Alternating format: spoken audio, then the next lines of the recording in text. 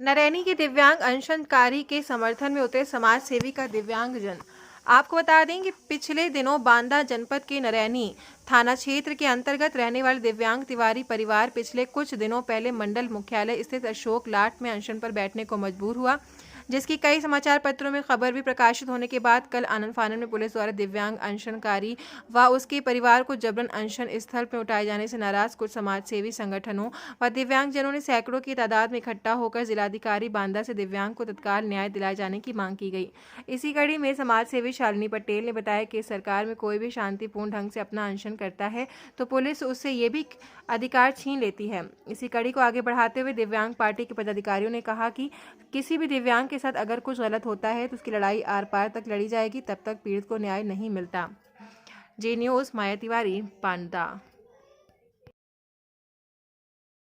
पटेल है, मैं जनता दल यूनाइटेड से प्रदेश अध्यक्ष हूँ, महिला मंच उत्तर प्रदेश। क्या कहना चाहेंगी जिस तरह से ये प्रदर्शन हो रहा है अब विकलांग संगठन का? मैं पूछना चाहती हूँ बांदा पुलिस अधीक्षक से कि आज तक आपने 506 और 504 में कितने आरोपियों को आपने गिरफ्तारी किया है, जबकि उस व्यक्ति का कोई कसूर नहीं है, जबकि वो मानसिक विकलांग है, शारीरिक विकलांग व्यक्ति है, उस पर इन्होंने मन गढ़ंत करके आरोप लगाया है। प्रेमला तिवारी जी जो बुद्धविलास जी की पत्नी है, वो 28 तारीख को सुबह मॉर्निंग में जाती है नरैनी कोतवाली एप्लीकेशन देने, उनकी बात नहीं सुनी जाती है और शाम के टाइम ओम मणि वर्मा के गुर्गे जाते हैं, उन पर फर्जी एफआईआर लिख देते हैं, बिना विवेचना के अनशन स्थल से गिरफ्तार कर लिया गया है। ये बहुत ही शर्म की बात है कि कोई क्या इस देश में, क्या भारतीय संविधान को ये लोग नहीं मानते हैं? क्या अभिव्यक्ति की आज़ादी, क्या स्वतंत्रता की आज़ादी, विरोध प्रदर्शन की क्या आज़ादी छीन ली गई है?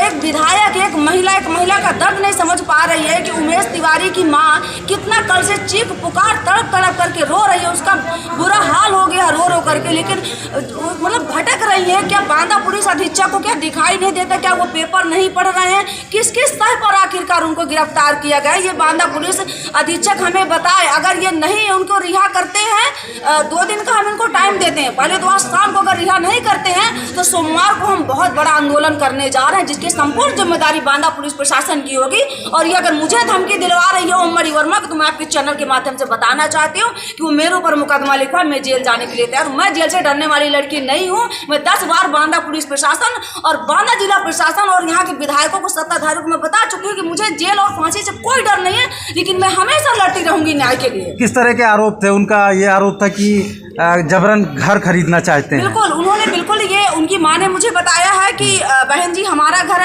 नरैनी विधायक के सामने है, तो वो हमको डरा धमका करके फर्जी मुकदमा लगाकर जेल भेज करके हमारा घर सस्ते दाम में खरीदना चाहते और हमें वहाँ से भगाना चाहते, जो कि बहुत ही गलत है। क्योंकि किसी का आप घर नहीं जबरदस्ती खरीद सकते हैं, किसी को नहीं भगा सकते, क्योंकि उन्होंने अपने खून पसीना से मकान बनाया है। तो इस तरह जनता के साथ अन्याय। उधर हमारे उत्तर प्रदेश की सरकार, योगी जी कहते हैं कि हम दिव्यांगों के लिए, महिलाओं के लिए, किसानों के लिए, गरीबों के लिए काम कर रहे हैं। तो क्या ये ब्राह्मण गरीब परिवार, क्या ये दिव्यांग नहीं है? क्या ये गरीब नहीं है? ये किस तरह का छलावा किया जा रहा है सरकार के द्वारा? क्या सरकार तक क्या न्यूज़पेपर नहीं जाते हैं? क्या मीडिया के माध्यम से, क्या योगी जी, क्या इनके मंत्री, क्या यहाँ बांदा के विधायकों को नहीं दिखाई दे रहा कि किस तरह दिव्यांग के साथ अत्याचार हो रहा है? तो इसे क्या मानती है? सत्ता की हनक? बिल्कुल सत्ता की हनक है। मैं वही तो कह रही हूँ कि 506, 504 में कितने लोगों की गिरफ्तारी हुई। अभी आप बैठी, आप देखिए, ये महिला बैठी है, देखिए इसका हाथ टूटा हुआ, 325 धारा लगी है, इसके सर में टाके लगे हैं, ये भर्ती थी, इसके पास पैसा नहीं ऑपरेशन करवाने के लिए, इसके आरोपियों खुले हुए।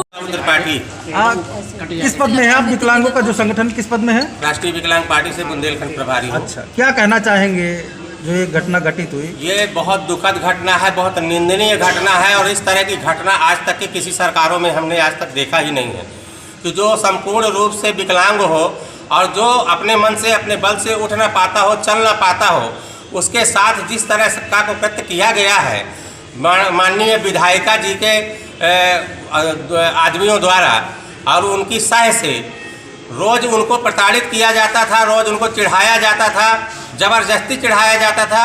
तब वो मजबूर हो करके जब इनको अपशब्द कहा तो इसके बाद इन्होंने मारपीट चालू कर दिया। मारपीट चालू करने के बाद जब ये नरैनी कोतवाली गई तो इनकी एप्लीकेशन नहीं ली गई, इनकी एफआईआर नहीं दर्ज की गई।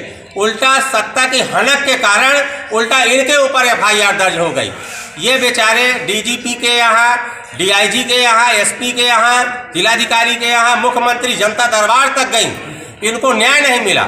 उसके बाद मजबूर होकर के अशोक लाट पर विगत 4 दिनों से धरने पर बैठी हुई हैं और धरने पर बैठने के चौथे दिन शाम को 3 बजे आनन फानन में कोतवाली की पुलिस आती है, नरैनी कोतवाली की, और बांदा सदर की पुलिस लेती है और ये कह करके कि हमें बयान लेना है और उठा करके ले जाती है और बाप और बेटे को दोनों को जेल भेज देती है। जबकि कभी भी कोई भी क्रिमिनल रिकॉर्ड नहीं है, कहीं NCR तक दर्ज नहीं है जीवन में इनके।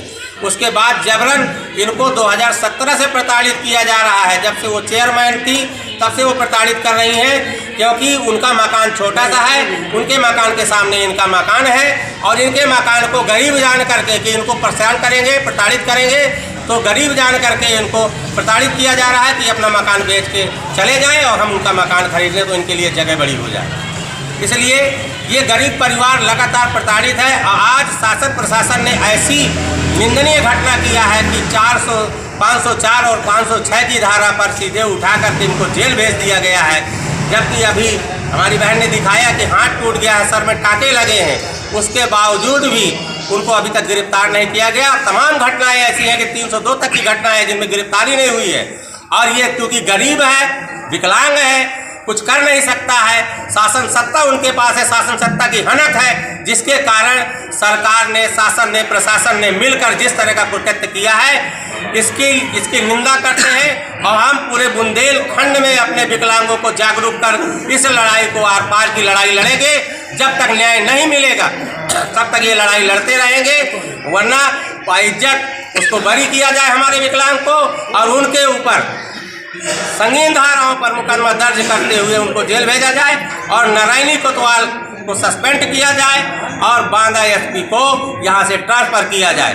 जब तक ऐसा नहीं होता तब तक ये लड़ाई चलती रहेगी, आंदोलन थमने का नाम नहीं लेगा। आज हमने जिला अधिकारी को ज्ञापन देने के लिए आए हैं, जिला अधिकारी के द्वारा मुख्यमंत्री जी को ज्ञापन दे रहे हैं। अगर जल्दी सुनवाई नहीं होती है तो ये आंदोलन क्रांतिकारी आंदोलन बन जाएगा जो बांदा की धरती में पहली बार होगा।